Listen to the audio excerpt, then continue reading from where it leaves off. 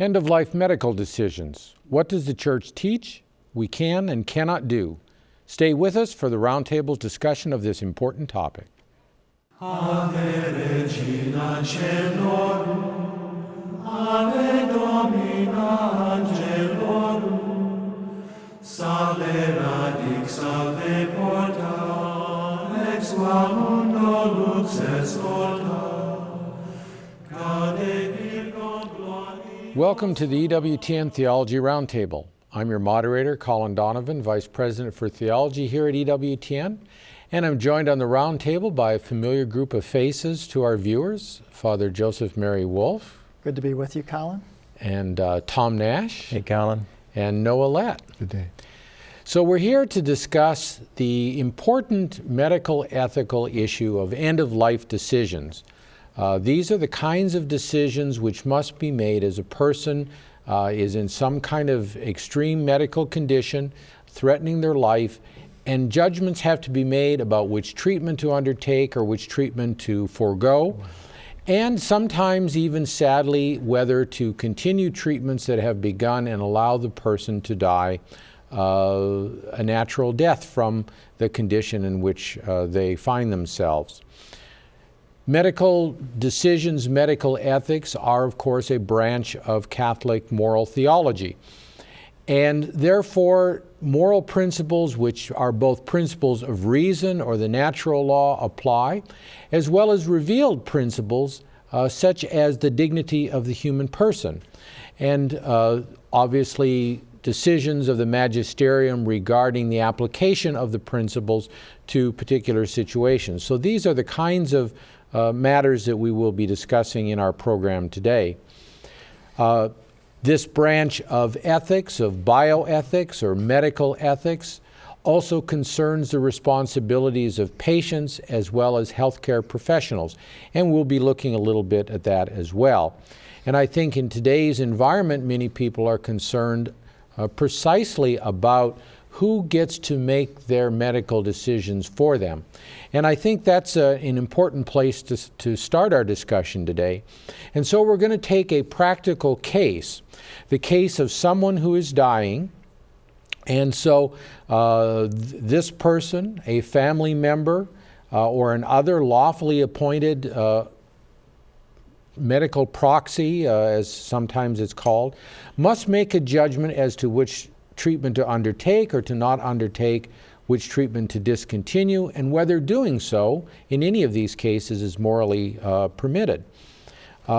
We're obviously in a hospital situation or even under home care, we're subject to a lot of external influences from medical staff, nursing staff, from in hospitals, obviously, hospital ethic committees, and for those who are insured, the insurer, and today we are seeing the development of a government bureaucracy also to be involved in the decisions regarding health care. So there's a lot of issues around health care today that we need to be considered.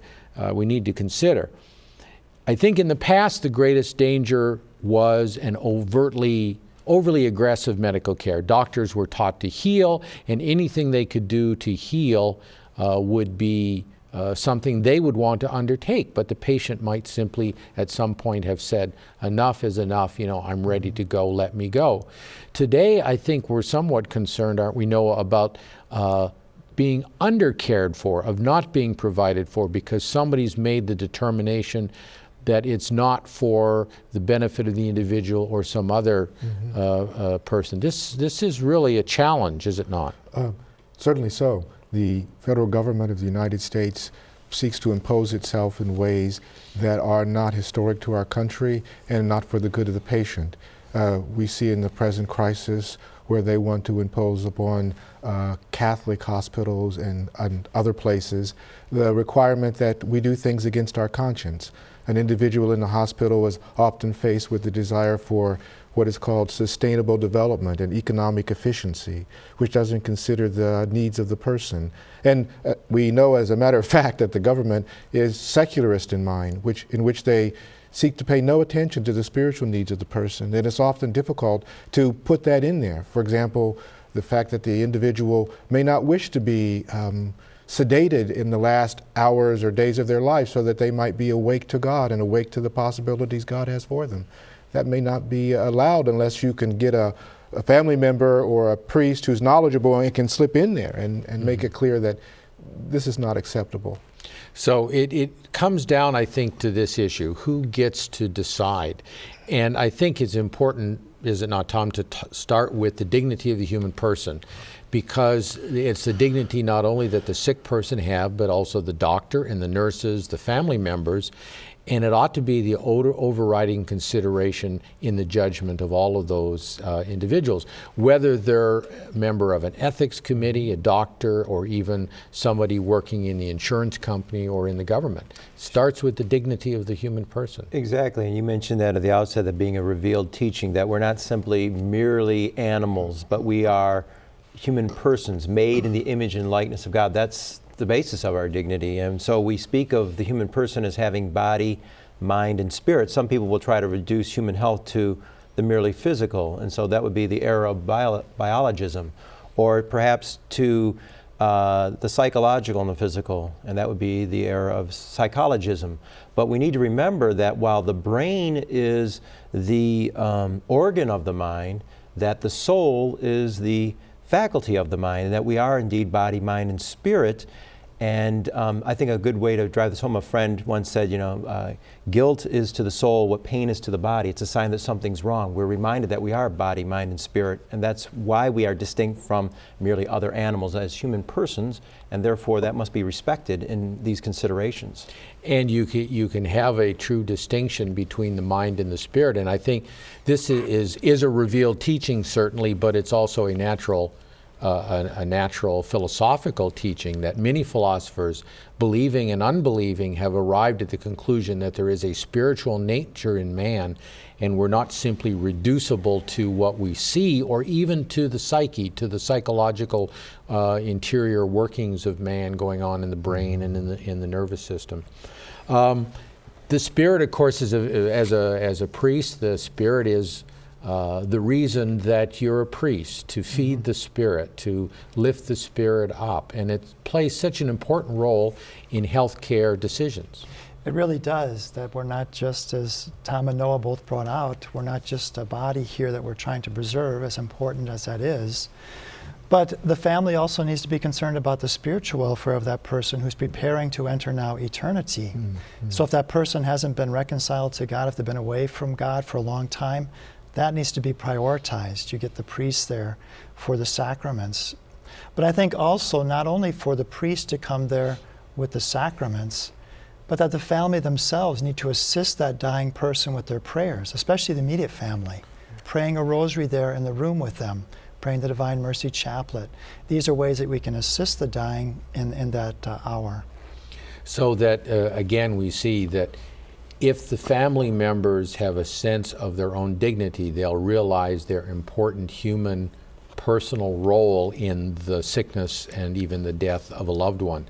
The medical staff will realize that it is not simply a body or a mind that I'm treating, but this person with dignity that must be loved and cared for, and not simply abandoned to disregarding their spiritual needs. Because you could make a lot of decisions based just on the fact that, well, it's better not for this person to know that they're dying or that they're so near death, or as was mentioned earlier, to sedate them or to not sedate them. Sometimes spiritual considerations must come into that judgment. And for a Christian, there is this particular aspect of redemptive suffering. I think this is forgotten today in our culture, the value of suffering. We see it only as an evil. And it is a physical evil, there's no doubt about that. Nobody's saying in a masochistic way, suffer, suffer, suffer. But there's a way to suffer that is graceful, that represents a true Christian attitude. Oh yes, Christ brought to the world a new possibility for suffering. We could think in the classical world of how a mother might suffer for her child, say in childbirth or something else. And that might inspire the people around, seeing how the mother suffered for her child. But Christ came into the world and told us that that suffering doesn't always deal with the spirit, but I will raise suffering to a state where it will deal with the spiritual issues of man. And so suffering is inevitable in life. In the hospital, many people suffer, and God does not heal them. So what do you do when suffering is inevitable and you are not healed? You can turn to Christ and say, Christ, you are on the cross. You have said that suffering does not diminish my life, but can raise it to a dignity and a usefulness that it had never had before, as your life on the cross brought salvation to everyone. This is a new possibility in the world that, in today's concern about making sure the person doesn't suffer, gets lost. And the person misses the graces God has prepared for them that convert them and maybe convert others around them. We can't underestimate what God would do for the nurses and doctors when a person is open to offering their suffering that would seem inevitable to Christ and for the good of souls. I mean, this sort of goes to Tom's point earlier about the dichotomy that is sometimes made where emphasis is put on the body or simply physical health and psychological health, but not spiritual health. Because if you, in pain, if you are fixated on the physical processes, that becomes the end of the whole thing for you. And what a miserable, sad, depressing thing to think only of those physical processes. But if you elevate it, as Christ did, as we can do, as St. Paul in Colossians 1:24 tells us, I rejoice in my sufferings for your sake, the people he's writing, the Colossians, and in my flesh I complete what is lacking in Christ's afflictions for the sake of his body, that is the church. Not that Christ needed any more merits to save the world, or that Paul could add to those merits, but he can be united with them and participate in Christ, distributing those graces to others by offering for them. And that gives it this supernatural finality that elevates suffering. Yeah, and if you just look at the merely physical, then it becomes purposeless or seemingly purposeless, and so you're looking for the way out. Whereas if you think of our Lord in John 15, that no greater love does a man have than this, to lay down his life for his friends. Or in 2 Corinthians 12:9 and 10, power reaches perfection and weakness, that we can, the heroic thing of laying down your life where somebody in war perhaps, or even if someone's in the hospital. I know a priest who says he'll talk to people who are suffering. He goes, I need you, because you can offer up your suffering for many other people that you may not even know at right present, but in the afterlife you will come to know that you can offer up yourself, your suffering, for the good of souls. And we saw Sister St. Faustina do this with regard to people in great need. And many of the saints have done that expiatory or that kind of suffering on behalf of others. Pope John Paul II, I remember this beautiful quote because when he came here in 1979 for his first visit to the United States, and on the Mall at Washington, and he stood up on that altar and he had his famous crucifix crozier that he always carried, and at that time he was in the vigor of his health, and he leaned on that crozier of his, and he told the people in, I don't know if it was a homily or somewhere in his address, that priests are very important, obviously, because they mediate Christ's grace, but the sick have the almost priestly role. I'm not sure he used that language, but the importance of sickness spiritually for oneself and for another, that it is this role that unites the sick person close to Christ, not in the same way that the priest is, but in a remarkable way. That Jesus hasn't taken away suffering, but he's elevated it. He's united it to love. Redeemed it. Right. And so now it has a value, it has a purpose. And so that's something that you see in people who suffer, that often Christ is uniting them closer to his own heart. And also that, as we've talked about, that their own role now is being united to Christ, benefiting others through that union with Christ and his suffering. Tom reminded me, I almost hate to mention the name, but it is so illustrative of the point of the only way out of pain is that infamous book that was written about euthanasia, Final Exit. What a depressing, that this is not only an exit, but it's finality, it's the end. That is all it is. if you have this materialistic mentality, then yes, self-murder and murder of others through euthanasia becomes a legitimate option for exiting from trial, tribulation, and sorrow. What a depressing thought. And that goes along too very well with this cult of health in our culture today. There is a fear of death and a cult of health. Yeah, cult of health.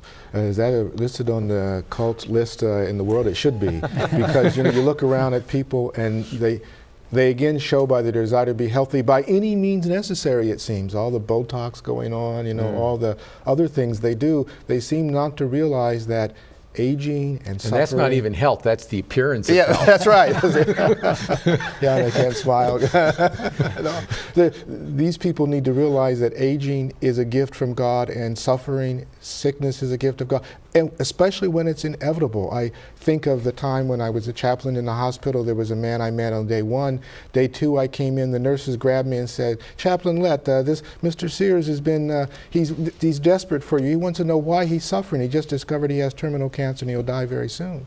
Now there's a man who evidenced his soul, his spiritual life, because he wanted to know, why this was happening. They could have got a psychologist, but these were level-headed nurses, and they got the chaplain. And I walked in there and I said to Mr. Sears, as he looked up at me and grabbed my hand with the oxygen mask on him, I said, "Mr. Sears, God is not telling you why this is happening, but he has given you evidence that you can love and trust him.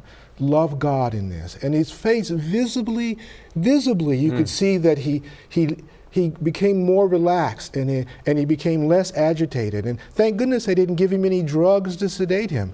And we're often afraid to say, offer your suffering to God, because we can't make that suffering result, offering the suffering, turn into something good in the soul. We have to leave that to God. What we have to be willing to say in there when the doctors can give their serum and it happened like that, or their thing and the person's out like that. We have to have the courage to say, offer your suffering to Christ. I will stay here with you and hold your hand as you offer it to Christ. That's important to say, and we cannot omit that. Right, yeah, and we do obviously make the distinction too that when the person is despairing in any way, that may be for them in that particular circumstance. So it's not a discouragement of using the medical means available, especially we know cancer patients have a very painful road. We might also note for our audience that you were not a Catholic chaplain. This was in a previous life as a Lutheran, Lutheran minister, and so that's still doing the context. good stuff. Still doing good even then. Well, we've talked about really the spiritual aspect in order to show very strongly how significant and central this is, and how it is an aspect of the issue that is sometimes forgotten, and that it leads to the kinds of despair that foster and promote euthanasia, and I think will foster and promote for the remote decision maker, whether in government or insurer, that, well, it may not be beneficial for this patient and this family, but for society and others in general, that this person leave this world because of the costs or whatever. And this is a mentality that the Christians certainly must oppose. Well, when we come back, we're going to actually get into the meat of the principles of Catholic moral teaching regarding end-of-life decisions. And these are general principles of medical decision-makings at all times of life. And we'll do that after this break. Regina Caelorum, Ave Domina Angelorum, Salve radix, salve porta, ex mundo. Okay, we're back, and we're going to start talking about the principles of Catholic medical ethics. And one of the most important ones is the distinction which the Church makes between ordinary and extraordinary means of care. It's sort of interesting, the genesis of this, because in the medieval period, late medieval period, theologians began to look more and more at the question of medical ethics. First of all, as more became known about human anatomy, as more means became available to treat medical problems, and certainly there has been an explosion of therapies and technologies in our generation which has even magnified this issue. But one of the early contexts was, in the case of wounded soldiers, does the individual have the right to say, cut off my arm?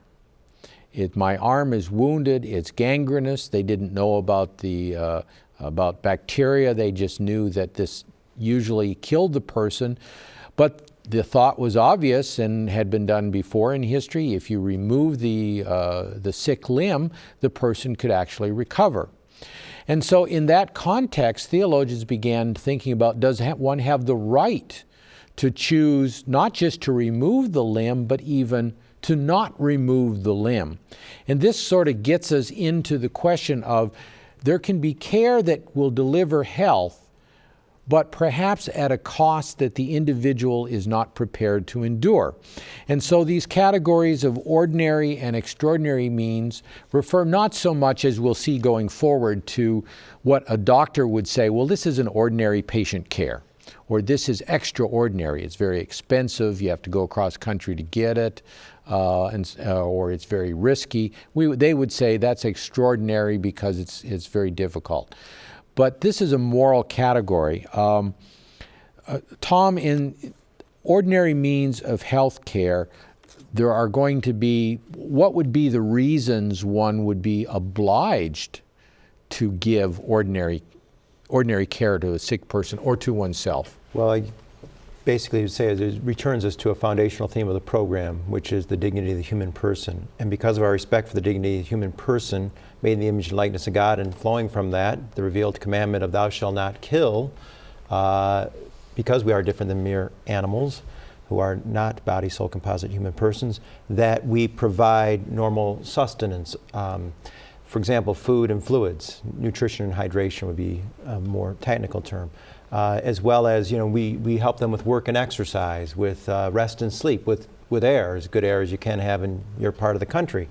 These are all considerations. Some people will get into the extraordinary, as you pointed to, but some people say, well, gee, if you're putting it in through the intravenous, then that's seemingly extraordinary. But I think it's like John Paul II says, it's a natural means that we look at medically that's restorative, as opposed to this would be something right. helping the normal work of the person. Right. For the typical person, the question is not what medical devices do I need, but what basic things I ought to be doing in order not to kill myself, essentially. And that's why you mentioned it flows from the fifth commandment. Sort of the corollary of that is not just what don't I do, but what must I? Yeah, what they do, and eating nutrition is part of just everyday living. Now, on the other hand, you've got medical considerations. It can go from having an aspirin, or it can be an issue of surgery, and those things are restorative, and they become ordinary unless through moral or physical impossibility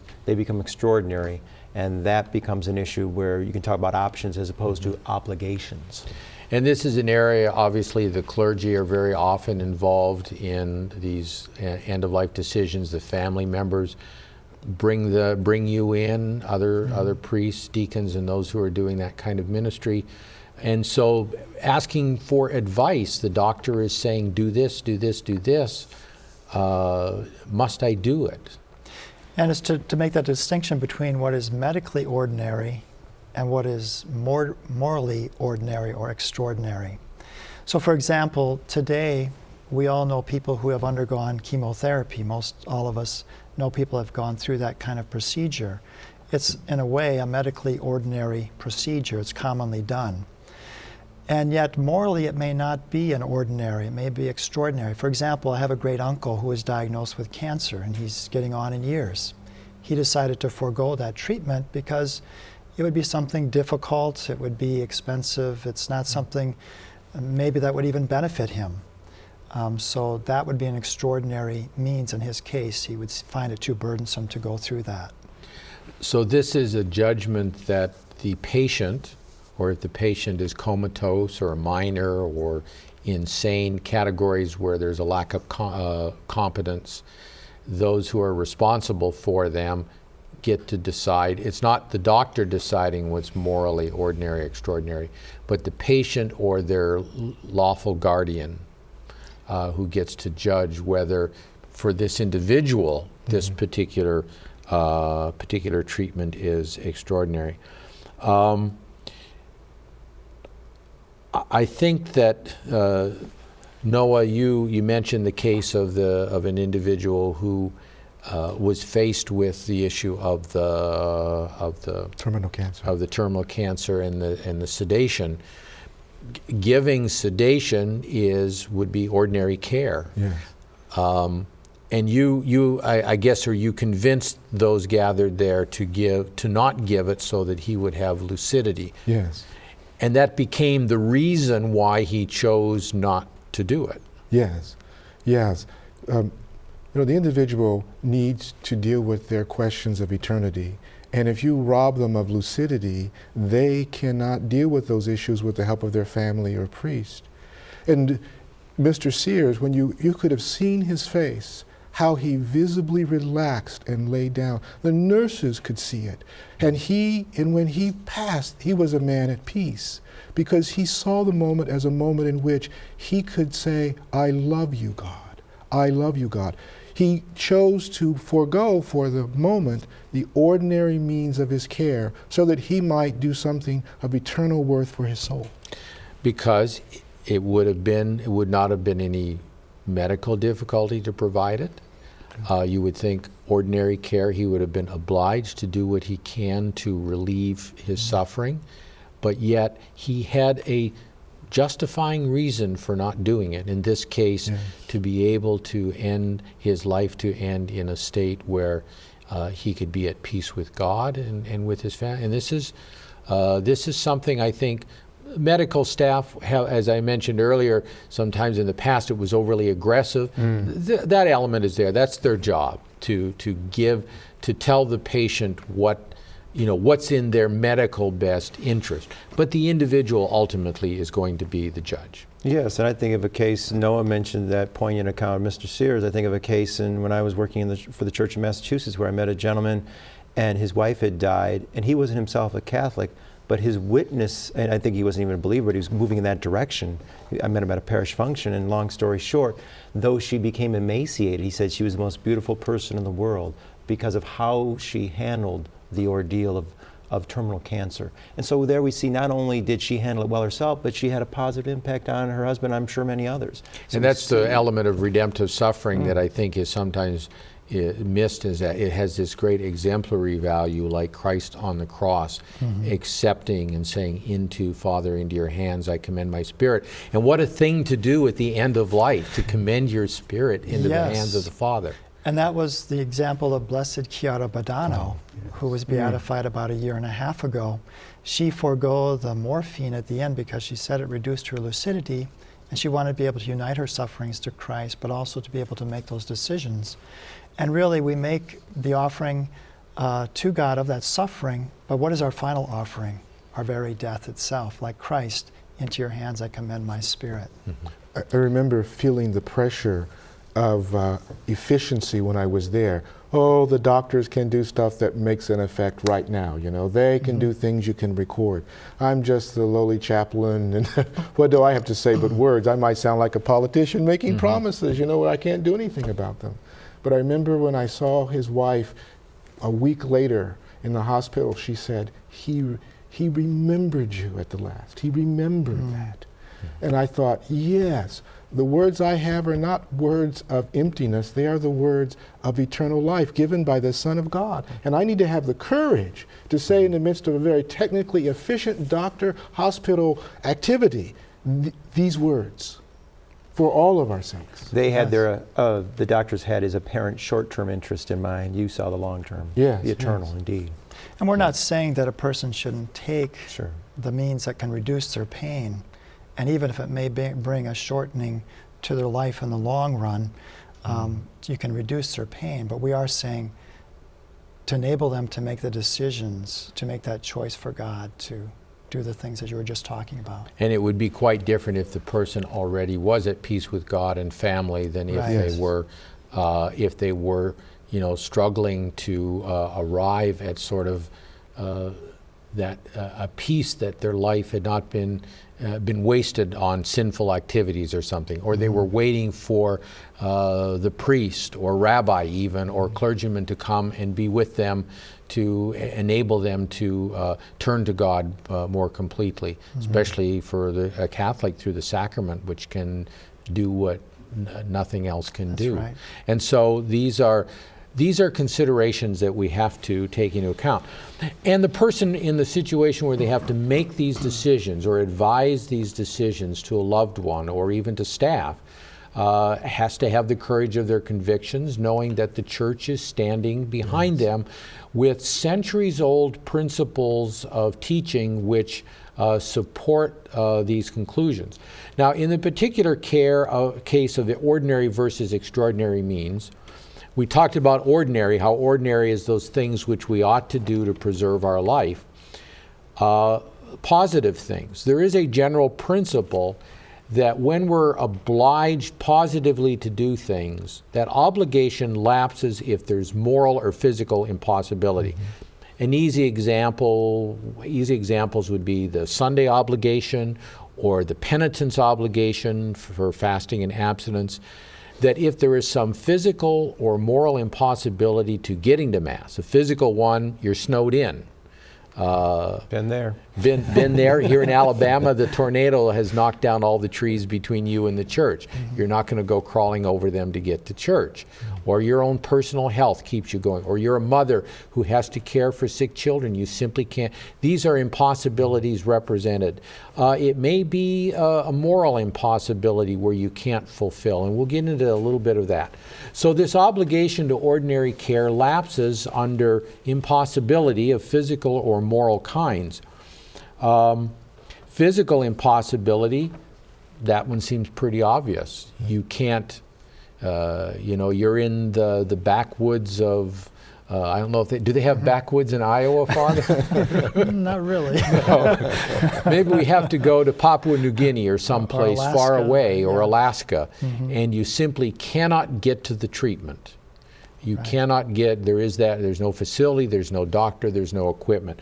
Obviously, you can't do whatever you're prevented from doing by an Or impossibility. even if the length of the trip would be such a burden for that person in their dying state that they're not able to make that lengthy trip. They don't have the stamina for it. Right, they don't. Somebody was telling me recently about somebody who had been injured in a motorcycle accident in Alaska, of all places, and they wanted to bring them back to the lower 48 to provide nursing care for them, but they had to wait quite a bit of time before they could. The only way they could do it was by air ambulance, and so they had to wait quite a bit of time before they could bring the individual down. Well, not everybody can. First of all, insurers will only pay a portion of that.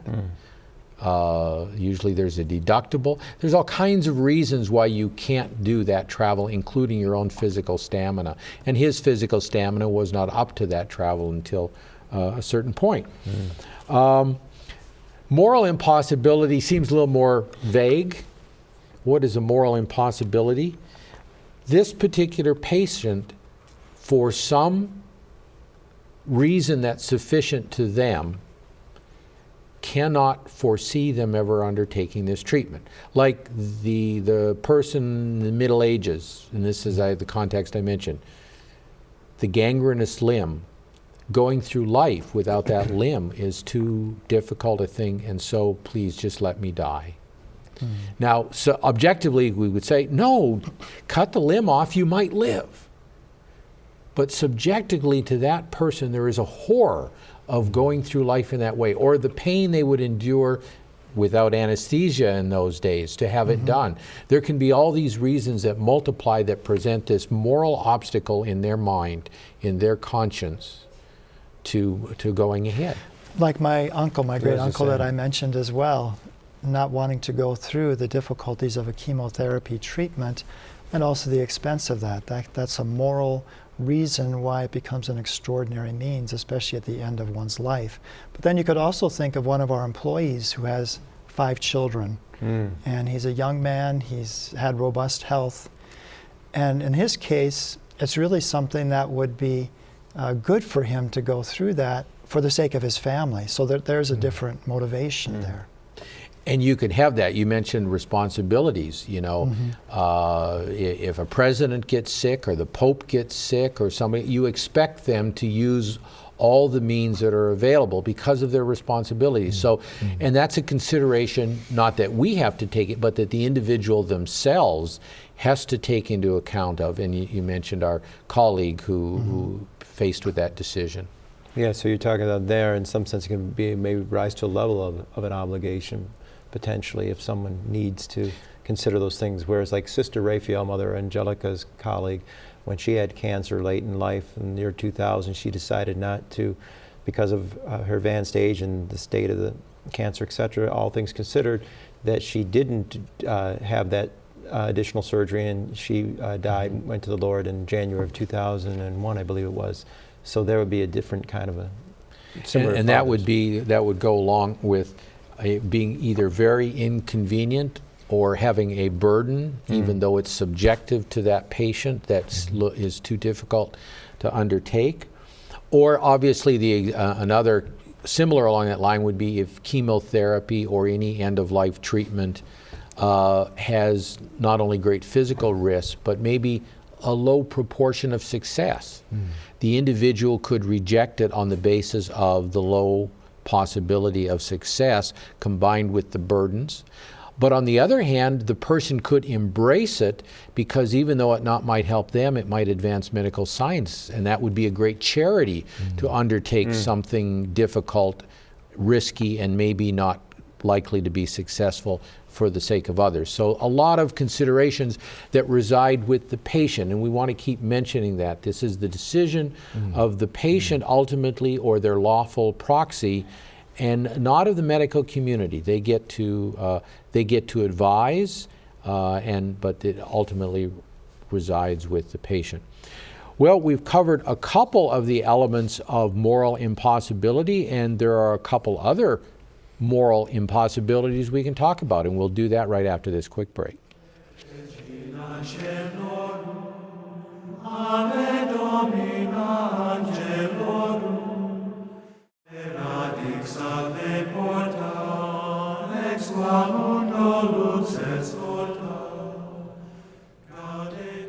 We've been talking about what makes ordinary medical care morally extraordinary, and therefore extraordinary means of health care, saving one's life.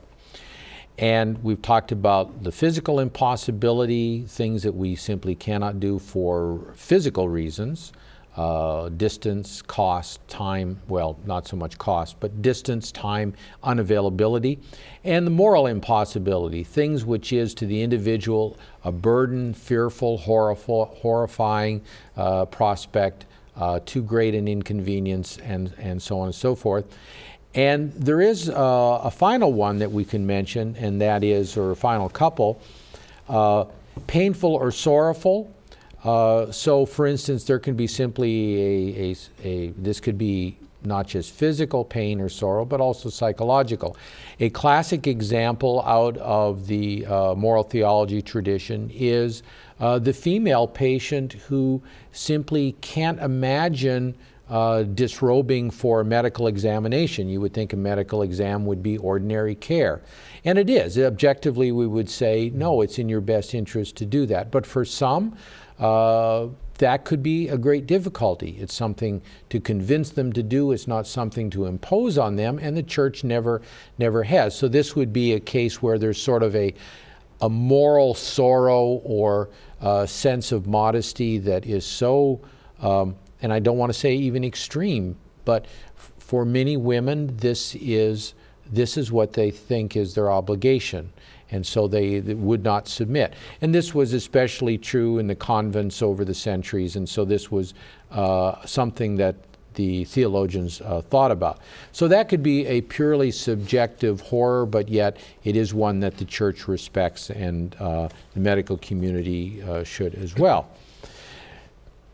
Then there is the issue of expense. Things can be too expensive. I think in today's environment, we know insurance costs and government costs. But here is a case where it's not obviously the insurer. That's a contract. There are rules that you accept, and you should abide by those rules. You typically have no choice. But here we have, in the case of the new healthcare mandates, we have the government imposing choices.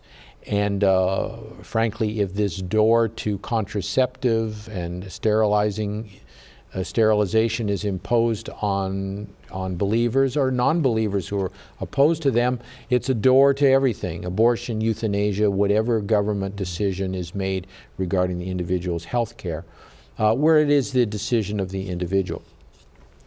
The next great principle, we've talked about the principle of extraordinary versus ordinary means, is the principle of double effect. The title or the name of the principle refers to the fact that some actions have two consequences, one good, one bad. The chemotherapy you were talking about, Father. Out in the distance, there's health. In the immediate, there's pain, a lot of suffering, fevers, sickness, infections, all kinds of things occur. That's the bad effect. It's not morally bad, it's a physical evil. So here you have two effects, should one undertake it. So the principle is aimed at guiding a person as to whether they can undertake that. Right, you're choosing the good effect, and the negative effect is a consequence of that, but your choice is for the good effect, for health, ultimately in the long run, even though you're going to undergo these negative effects of hair loss and all of these other things that chemotherapy brings about. And that really gives us our first two principles. It's an action which is good in itself, giving a medicine that would heal, but it has these two effects, a good and bad effect, and your motive is health, not death. So it's not a medicine that gives death like a death cocktail given to euthanize. Right. So those are our first two principles. The action itself must be good or at least indifferent, and that the motive must be to deliver health, but yet there are two effects. Tom, when we get to the effects, we look first at the bad effect. We're not willing the bad effect, we're only tolerating the bad effect. And then the third principle is we look at the good effect. And what can we say about the good effect? Well, the good effect, in summary, is not caused by the bad effect. For example, there was a case a couple years ago in Arizona, and summarily you can say that there was a health concern and they chose to give this person an abortion. Well, the remedy of health was as directly flowing from the direct choice of killing that baby. And so that would be a case where you couldn't do it.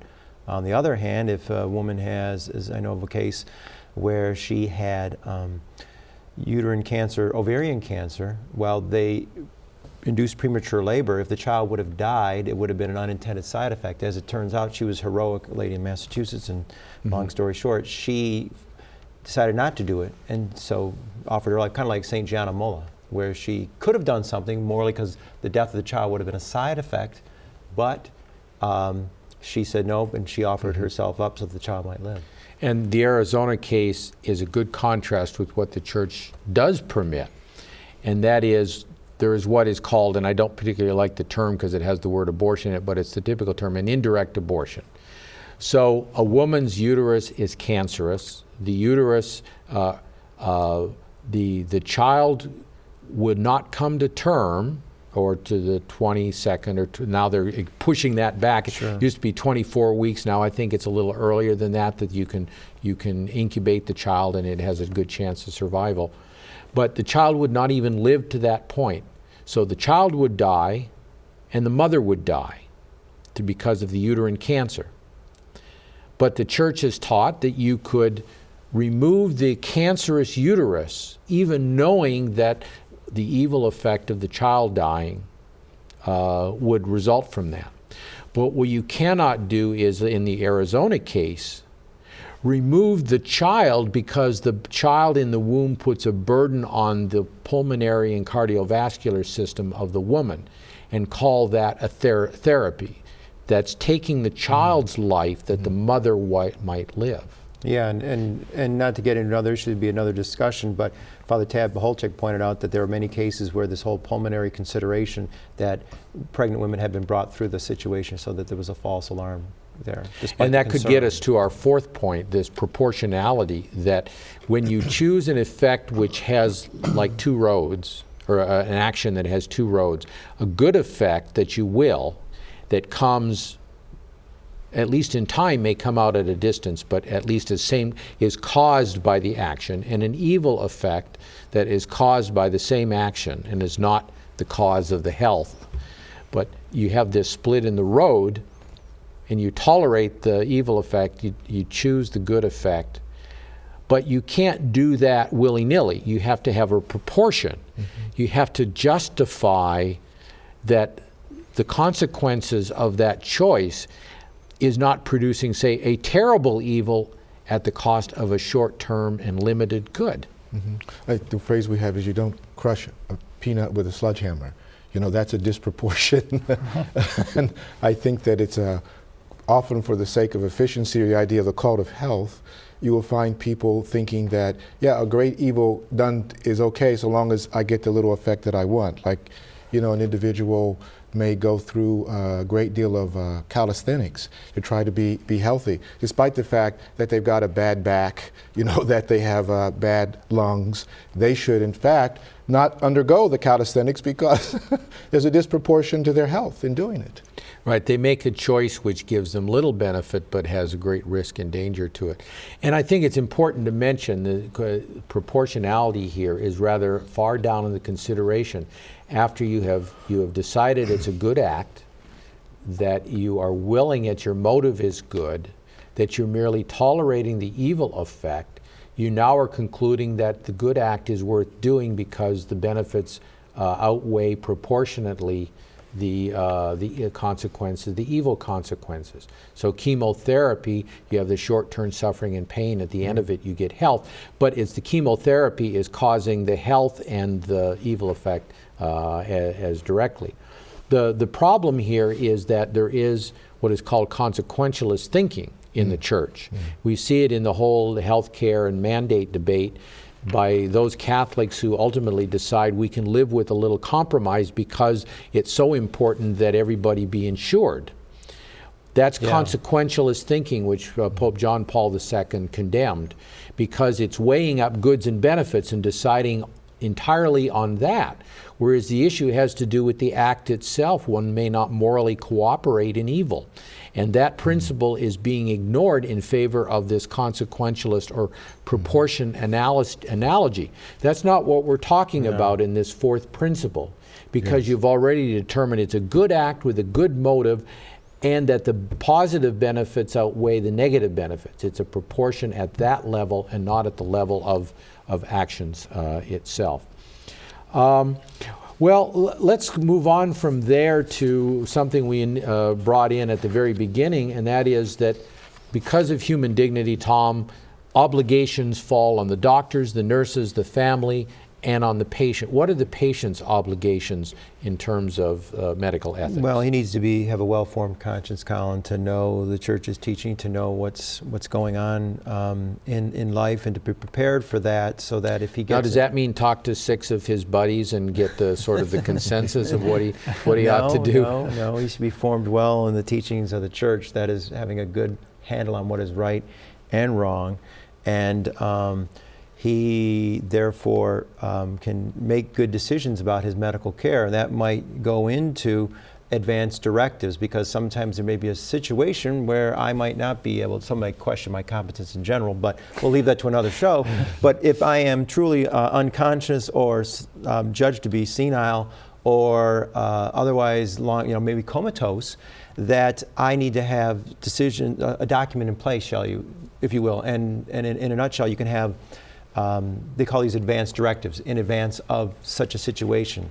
And so there be a living will, that's the word that's thrown out a lot, but the problem with a living will is that it typically gives the choices to an attending physician who may or may not go with. Well, let's describe that a little more. A living will is a statement that if I find myself unconscious with these kinds of conditions, I want no aggressive medical care, I want to be allowed to die.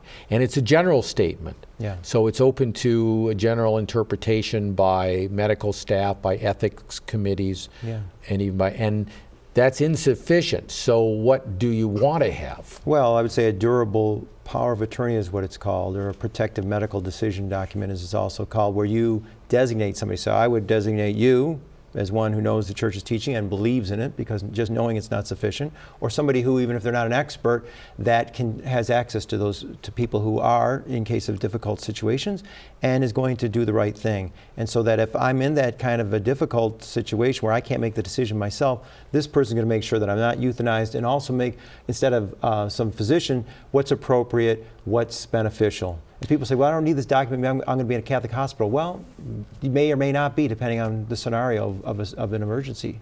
So it's good to be in advance to take precautions. Right. And we have an example of this on our website in the end of life decisions section, which will be put up on the screen, because there are forms of these that are available from the National Catholic Bioethics Center and other good solid Catholic institutions, where you can specify that you want to follow Catholic teaching, that you want maybe your spouse or somebody that you trust to make these decisions.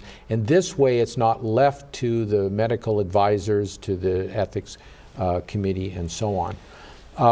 And of course, in addition to having this advance directive and this medical power of attorney for the patient, we have to note that the medical professional has obligations too to have a well-formed conscience, to maintain the skills necessary for their medical field, to provide the patient with necessary information for informed consent, and to not sedate them where they can't give consent or where they're not told that they're dying, and to provide the medical care that the patient has consented to, at least implicitly, as very often we sign rights to general kinds of things, and that's fine as long as we know that. And of course, to maintain the confidentiality of the patient. In the couple minutes we have remaining, I think we have to very quickly note that one of the classic situations that has arisen in recent years, especially with the Terry Schiavo case, and I don't think we have time to get into her case as we wanted to, but is nutrition and hydration, or food and water. Can this be withdrawn? And Pope John Paul II has made it clear that this is not extraordinary means except in certain conditions. It is not a medical act. It's an act of preserving life that is ordinary, that an infant needs to be fed and watered, to receive nutrition and hydration, and so does every person until the day of their death. But there are two conditions when that can be removed. When it's no longer beneficial, when it's at the end of a life, and maybe that person, because of the advances of their cancer or their body's no longer able to assimilate it. It's no longer beneficial. Right. It's futile, basically. It is futile. Their kidneys Right. are not functioning. Their liver, the other things that would process, are no longer functioning. So it's no longer helpful. Or you're simply prolonging their life unnecessarily. And this doesn't mean, a month before they might die. This means days or hours before they might die. And the disease must kill them. That's the important principle. If the withdrawal of nutrition and hydration, food and water kills them, that is murder. If the disease kills them, then that is a tolerated effect of withdrawing. Well, we blew through that subject, and I wish we had another hour, and maybe we'll have to come back and treat it again. But we thank you for watching the EWTN Theology Roundtable. We'll be back next month with a new topic. God bless. Ave Regina Caelorum, Ave Domina Angelorum, Salve radix, salve porta, ex qua mundo luces volta, Cade Virgo gloriosa, super omnes speciosa, Vale, o vale.